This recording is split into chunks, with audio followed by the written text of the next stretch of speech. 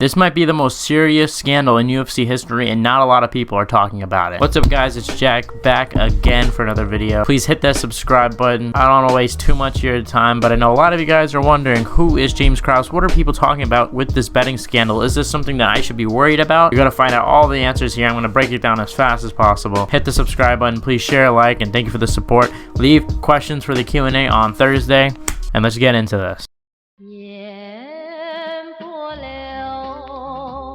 James Krause is an MMA fighter who was born in Newport, Virginia, but moved at the age of 2 to Missouri because his parents got divorced. At around age 7, James Krause took up karate, and as he got older, he began having interest in mixed martial arts and finally made his pro debut on November 28th of 2007. James won that fight by technical submission in the first round, and from there, he was able to be in other promotions such as Bellator, UFC, and he was also on 2 seasons of Tough. James Krause has been in MMA for about 15 years and is also a coach in the sport, which is very important to the story. James Krause coaches fighters like Jeff Molina, Megan Anderson, Laura Sanko, and most notably the former flyweight champion Brandon Moreno. Now, James Krause and Megan Anderson have their own drama, and if you want me to make a video about that, comment down below and I will explain why they actually kind of don't like each other anymore. But for now, we're just going to stick with this betting scandal. Besides being a UFC fighter who retired in August, James Krause is also known for being a big gambler. He has a podcast called The 1% Club, and it's based off his Discord server, The 1% Club, where he sells his bets, so people that have subscriptions to the Discord server will receive bets and James will get paid for them. In hindsight, this is something that kind of seems unprofessional, but at the time nobody was really talking about it. On August 1st, 2022, James Krause went on the MMA Hour to discuss Brandon Moreno's win over Kai Kara-France that happened a couple days prior, where Brandon Moreno became the interim flyweight champion. In this interview, James Krause discussed a lot of things, such as him retiring from fighting, obviously Brandon Moreno's win, and most importantly, his betting. James in this interview went into deep detail about the Discord server, about how he gets paid. Very interested in the betting side of things. Like, how often do you partake in this? Oh, I bet every single card, just about every fight. Really? Yeah, absolutely. I have a Discord, like 2,000 members in it. We crushed it. Last week we destroyed it. I do pretty well at it. I make more money gambling on MMA than I do anything else. Come on, more than even coaching? Oh God, I don't make shit on coaching. Really? Yeah, no, I mean, we crushed it, man. Crushed it. I think I went like 15-2, and the 2 losses, one was a plus 900 underdog, and the other one was a hedge on another play we won. Damn, look at you. And when you say we, what do you mean by we? The Discord? The Discord, the group, the group we're in. I post the plays and people, you know. And do people pay you for this? For the picks? Yep. Wow, and that's lucrative. Yep. Revealing that betting makes him the most money above anything else, including coaching and fighting. James was making lots of money up until October 17, 2022, where the UFC announced that UFC fighters and coaches were no longer allowed to bet on UFC fights. This decision would be something that would foreshadow what would happen in the next month. If you guys like my description of James Krause and my sort of biography about him, you guys might be interested in other autobiographies. That's why we're talking about the sponsor today, Audible. Audible is the best place where you can get the best audiobooks, including Michael Bisping's autobiography, Quitters Never Win. Just use my link in the description, or you could type it in, because you'll be getting 30 days free and you'll also be supporting the channel. Go to www.audibletrial.com/JackWalter with 2 R's and you'll get 30 days free, and you'll also be supporting your boy, so make sure you go click that, and let's continue the video. The thing you have to understand about this UFC betting scandal, it all started November 5th of 2022, where Darrick Minner was set to fight Shailen Nurdabiak on the UFC prelims. This was sort of a low-key fight. This wasn't a fight that the public known about. The public did not know, but Darrick Minner was going to enter that fight with a very serious knee injury, which would make it almost certain that he would not win the fight. 67 seconds into the fight, Darrick Minner loses because of his knee injury, making Shailen the winner of the fight. So why is this weird? The thing you have to understand about betting odds is, especially a low-key fight like this, they don't move so big. They noticed that there was a suspicious movement in this line. In the morning of the fight, Darrick Minner was a plus 180 underdog. But by the time Darrick fought, he was a plus 330 underdog. About plus 200 movement in the line from the morning all the way to 6 o'clock. This is extremely rare and unprecedented and almost impossible. But somehow the line got moved because of a lot of bets with a lot of people going against Darrick Minner, with people implying that perhaps there was inside knowledge of Darrick's knee injury, making bettors place last-minute bets so that they were guaranteed to win. And to make this even worse, his coach was James Krause. This would be the beginning of James Krause's problems because exactly 2 weeks later, on November 19th of 2020, his pupil Mike Johns fought Vince Morales in the UFC Apex. He won the fight. In his post-fight interview, he revealed that the UFC had told him just a day before that James Krause was no longer allowed to corner him. First off, what happened to your coach? I mean, you said he was suspended. We don't know anything about that. What happened? Yeah, I'm not really sure of the details about what exactly happened. They just called him last night and said that he was unable to corner me today. So I'm sure you guys will be finding out what's going on soon enough, as will I. Like I said, this would be the only beginning of James Krause's issues.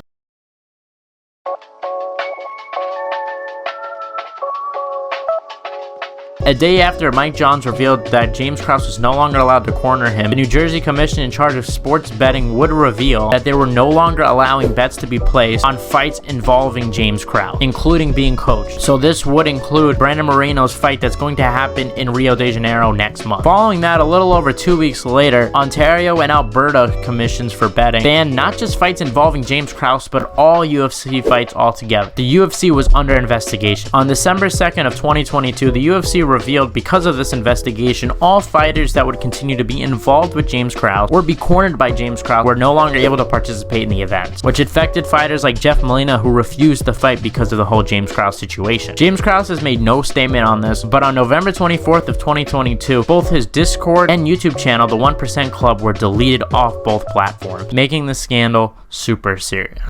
This is a scandal that the UFC does not want the public to pay attention to. And I'm going to show you proof of how the UFC is trying to hide this. First of all, let me get this out of the way. It is highly unlikely that the UFC is fixing fights. The UFC is most likely not involved in this, and I say most likely because of the 0.001% that the UFC is actually involved in. But right now, as I said, that there is suspicion that James Krause has been giving inside information somehow that has been making people bet because of this inside information, such as injury, such as, maybe emotional state, such as if they're training hard. These are things that are very unfair because people don't have the common knowledge for this. Look, if it was public knowledge that Derek Minner had a knee injury, then obviously the line would have been a lot bigger than just plus 330. But the public did not know this, which makes it unethical. And the reason the story is so big is because this doesn't just stop at James Krause. Who's to say that other coaches or other fighters or other teammates are not betting based on inside knowledge that they know? It's not like football where you could be able to tell how many points are being scored. Just because one person's injured doesn't mean the whole game is going to be affected. And it is still hard to guess what is going to happen. With MMA or even boxing, it is incredibly easy to try to manipulate the betting lines based on inside knowledge. The UFC trying to separate themselves from James Krause is them being scared that UFC is no longer allowed to be betted on. There's a lot of UFC viewers that don't necessarily really care about the fights, but only care because they have money on the fight, which would affect the UFC's revenue drastically. There's a large chunk of viewers that only watch it solely just for betting. And if you get rid of sports betting for the UFC, that's going to be a huge problem. The UFC separating themselves from James Krause is saying, listen, this is an isolated incident. This is only with James Krause. But you can't know that. And that's the problem. And that's why this is a big issue. Who's to say that, for example, when Cub Swanson saw TJ Dillashaw with his shoulder injury, which he revealed on Twitter he saw, who's to say that when Cub Swanson sees this, he doesn't bet $500, $1,000, $10,000 on TJ losing because he sees that he literally cannot have his arm in his socket? No one is. And it is incredibly hard to keep track of every UFC fighter and every UFC coach and every UFC insider and make sure that there's no scandal going on. I mean, it is incredibly hard to contain this situation. Now that this can of worms has been opened, it's hard to close it. Because who's to say if I train at a gym with a UFC fighter, who's to say if I train with Glover Teixeira and I find out that he broke his hand and is going into the fight, or let's just say I find out that he has a really bad knee injury, who's to say that I can't tell my group of friends to vote on Jamal Hill? Who's to say that I can't tell my friends to vote inside the distance and make tons of money? That's why this thing is nearly untraceable, and this is why this is such a big deal. And I wouldn't be surprised if the finality of this is that sports betting in MMA, boxing, any combat sport is immediately banned, because there isn't a really good solution unless the UFC can prove that this is an isolated incident with James Krause. But now that this has happened, it's going to bring attention. It's going to bring ideas to other people that maybe have inside knowledge to go and bet and use this for money. And that's why this is so serious. The UFC is trying hard to hide this, and you could see this when Sean Strickland did his interview last week for the media. He asked the media for information about the betting scandal. Not one media member opens their mouth except for one that says it's an investigation. Hell, and then depending on the odds, you might call me a Krause Strickland. No, I'm just fucking with that. Is that guy still banned? Is he still banned from the UFC? I've never bet. I should start betting. I have insight. You know, I have good insight on some fights. There's some fights, so I'm like, oh, this guy's going to win. This guy's going to lose. I should bet. So is he still banned from the UFC, Krause?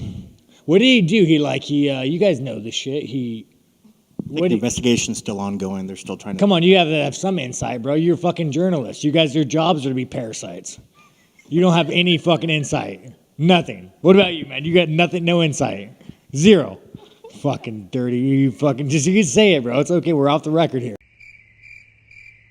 The UFC has been known to tell media members not to ask certain questions, and I believe that this is a question that they have specifically asked the media not to ask. I don't have proof of this, but I think it's a fair assumption to make. When do I see this ending? Look, this is a serious because the FBI is potentially involved in this. This goes above, oh, just betting. This is people could get arrested, which is why I'm saying I would not be surprised if we see within the next few years the end of sports betting and MMA. Anyway, guys, I hope you guys enjoyed this video and my explanation. Please hit that like button, share, subscribe. Let me know if you learned anything. Let me know if this helped you understand the situation a lot more. I did tons of research on this to try to be as particular as possible. Try to track down every single thing. Thank you guys so much for watching. I hope you like, subscribe, and I'll see you guys in the next one.